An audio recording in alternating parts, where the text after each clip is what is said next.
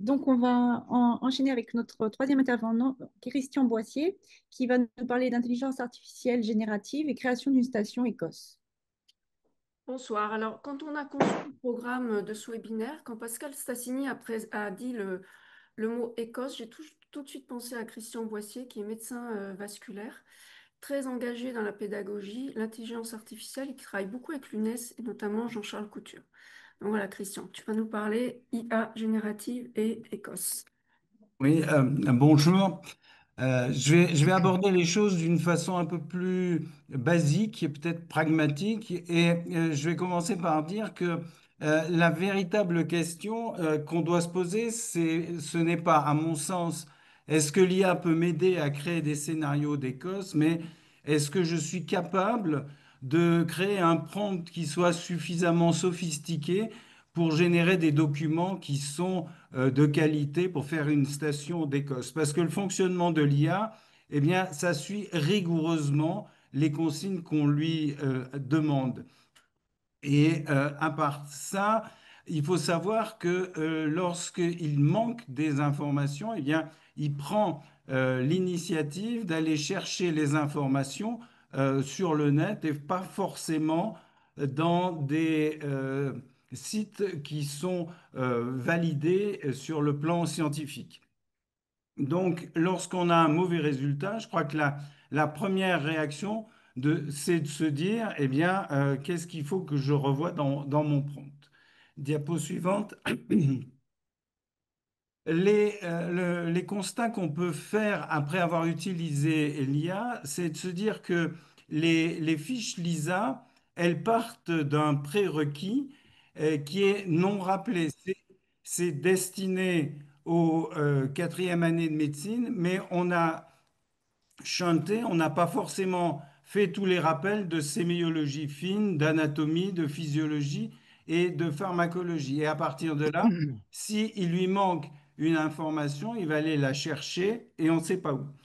La fiche LISA, pour faire une Écosse et la fiche de situation de départ, elles doivent être obligatoirement fournies et il faut faire attention, si on a téléchargé la fiche LISA et qu'on la met directement sur une intelligence artificielle, et bien quelquefois, elle ne peut pas être déchiffrée. Il vaut mieux la copier quand on est sur le site de l'UNES et la mettre dans un document Word pour qu'elle soit accessible. Et donc, une des questions qui va se poser, c'est quels sont les documents références à fournir et ces documents références doivent être obligatoirement du niveau du deuxième cycle et pas forcément des niveaux supérieurs, sinon ça va être beaucoup plus sophistiqué et ça ne sera pas adapté à nos étudiants. Diapo suivante. Le prompt générique que j'ai utilisé, eh bien, il est structuré et il est relativement long. Il va au départ de façon systématique rappeler les principes généraux. Pour moi, qu'est-ce que c'est qu'une station d'Écosse?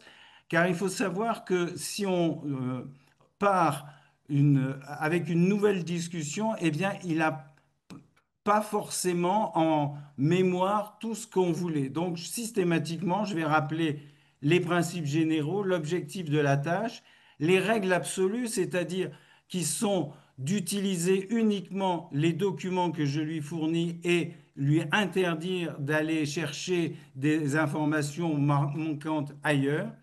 Et j'ai mis sur cette diapositive en rouge les informations que je vais noté et que je vais paramétrer pour une station donnée, ainsi que la liste des attendus qui pourrait être faite automatiquement, mais je préfère lui dire quels attendus de la fiche de situation de départ je vais utiliser. Je vais lui spécifier les documents à générer et le format de sortie attendu. Diapositive suivante. Voilà ce que, à partir de ce modèle, voilà ce que j'ai fait pour vous donner un exemple. Le domaine évalué et l'interrogatoire. Bien entendu, je suis parti de situations cliniques et de pathologies qui sont dans mon domaine. Et les références supplémentaires, j'ai mis le PDF du livre de sémiologie que Claire Lehello et moi-même avions coordonné pour le Collège des enseignants de médecine vasculaire. Je lui ai précisé les attendus et la façon de faire une grille d'évaluation. Diapo suivante. À partir de là, voilà ce qui me génère une fiche étudiant qui est très stéréotypée et sur lequel il y a le minimum d'informations, comme je lui avais demandé. On peut lui demander quelque chose de plus sophistiqué, mais moi je voulais quelque chose de très court. Diapositive suivante. Voilà la fiche d'évaluation qu'il a générée. Alors, je lui avais demandé entre 12 et 13 euh, indicateurs. Il m'en a mis 13. C'est un document de travail qu'il va falloir que peut-être je reprenne, mais pour une première version, c'est un outil qui va me permettre d'aller plus vite et de rédiger mes stations de façon plus rapide. Diapo suivante.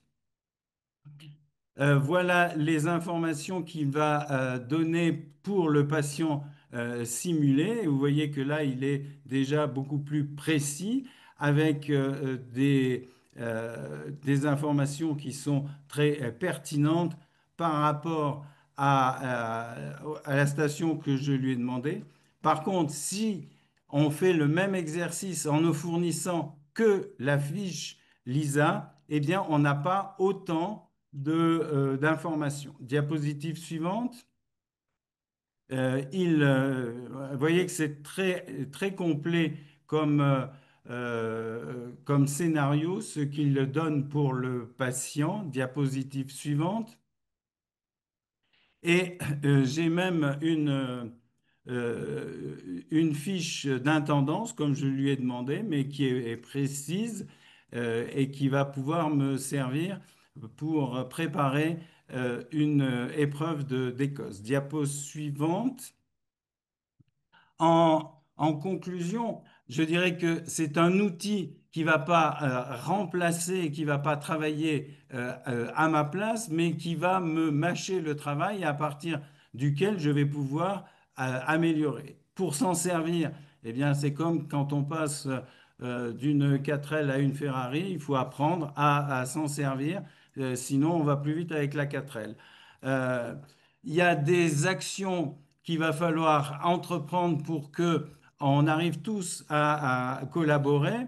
C'est-à-dire que je ne pense pas d'abord que un prompt générique soit valide pour toutes les spécialités. Il va falloir, à partir d'un prompt générique qui aura été fait pour une spécialité, voir comment on peut les améliorer.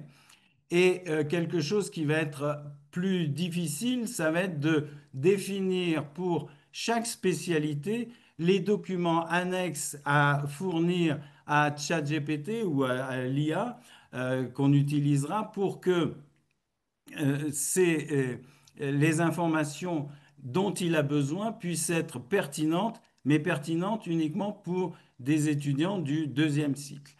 Et puis, à partir de là, eh bien, on va pouvoir obtenir un certain nombre de stations d'Écosse qui auront été générées par l'IA. Et il faudra que dans chaque collège, on puisse les relire, les valider.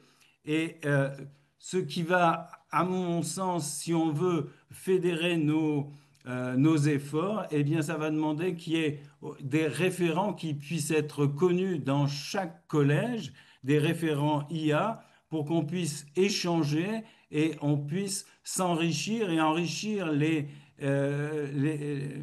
informations et les prompts qu'on va utiliser. Voilà, je voulais être très, très succinct et assez pragmatique. J'espère que j'ai été clair. Je vous remercie. Parfait, Christian. On va pouvoir passer aux questions. Il y a une question de Marc qui dit, en utilisant votre approche et votre prompt, avez-vous rencontré des cas d'hallucination?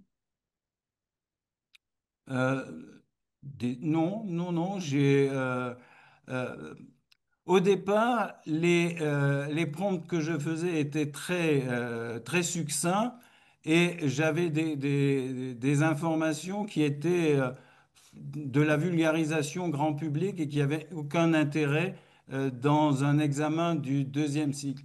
Et pour obtenir ça, et pour obtenir des résultats pertinents, il faut lui fournir des documents qui soient très précis et adaptés.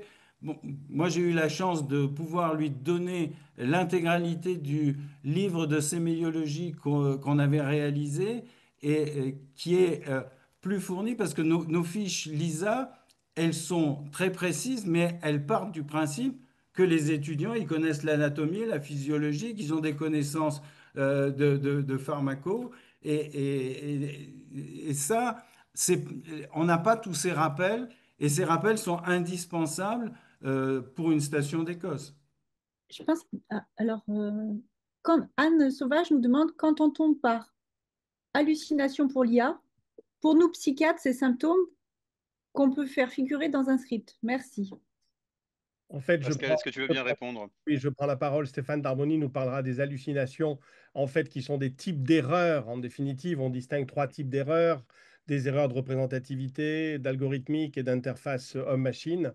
Et donc, voilà, mais c'est très bien vu, en fait, un Écosse de psychiatre avec des hallucinations. Il faudra faire comprendre qu'on parle d'hallucinations symptômes. La question, est-ce qu'on a le droit de donner un livre à l'IA? À partir du moment où vous allez donner quelque chose à l'IA, il appartient au domaine public, il ne faut pas l'oublier, bien sûr. Donc, après, à vous de voir si c'est un livre libre de droit ou pas. Et je crois qu'il faut quand même distinguer deux choses. Dans le monde de la recherche, qui est un certain nombre de choses qui soient super confidentielles, je veux bien.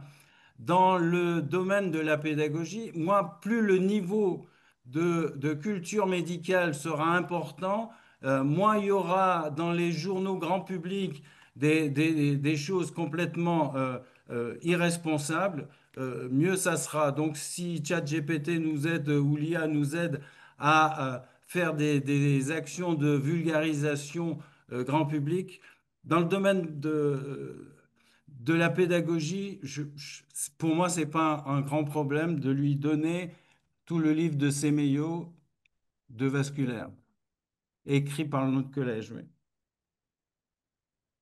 Merci. Et peut-être une dernière question, c'était que se passe-t-il si on ne limite pas les ressources à l'algorithme? C'est-à-dire que si on le laisse chercher tout seul, en fait, dans toutes les ressources dont il dispose, est-ce que le résultat sera moins bon Ben, s'il ou va encore, chercher, oui, le résultat pas sera moins bon, le résultat est moins bon. S'il va chercher dans Roudoudou Magazine, c'est pas forcément ce qu'on va espérer et c'est pas ce qu'on demande. Il faut des choses qui soient validées et il a, à mon sens, il n'a pas de notion de ce qui est pertinent il a une notion de ce qui est répété de façon itérative. Et ce qui est répété de façon itérative, c'est pas forcément la vérité scientifique. Donc moi, je préfère lui dire, euh, tu vas chercher uniquement dans ce que je te donne. On parle bien d'IA analytique, en fait, et on est sur de la vraisemblance probabiliste, en fait. et on nous demandait s'il fallait préciser le niveau attendu des étudiants. Bah oui, je rejoins Christian sur ça aussi. Et je pense même, Christian, peut-être une dernière petite question. Le fait que vous soyez expert et que petit à petit, dans les OpenAI, on a la possibilité de mettre un projet. Et donc, l'OpenAI commence à mieux nous connaître et il va être une sorte de chatbot privé. Est-ce que vous avez constaté que du coup, au fur et à mesure de vos itérations, vos demandes, vous aviez une amélioration? Il y a certaines choses effectivement qui sont de plus en plus pertinentes, mais les prompts que je lui mets sont de plus en plus précis aussi. Voilà. Et généralement, lorsque j'ai une réponse qui ne me convient pas par rapport au prompt que je lui ai donné, eh ben, je lui dis, tu peux me réécrire mon prompt parce que c'est ça que je voudrais avoir.